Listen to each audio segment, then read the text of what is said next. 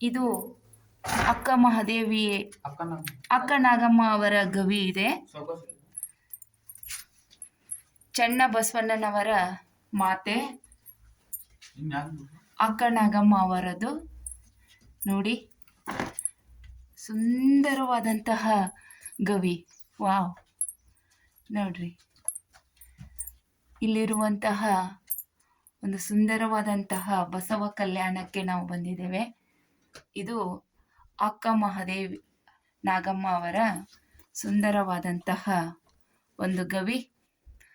ಅವಾಗೇ 12ನೇ ಶತಮಾನದಲ್ಲಿರುವಂತಹ ಶಿವಶರಣರು ತಮ್ಮ ಪ್ರಾಣ ರಕ್ಷಣೆಗಾಗಿ ಅಲ್ಲಿ ಇಲ್ಲಿ ಗವಿಗಳಲ್ಲಿ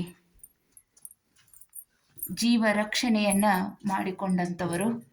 ಅಂತಹ ಒಬ್ಬರು ಶಿವಶರಣೆ ಅಕ್ಕ ನಾಗಮ್ಮ. ಶರಣು ಶರಣ.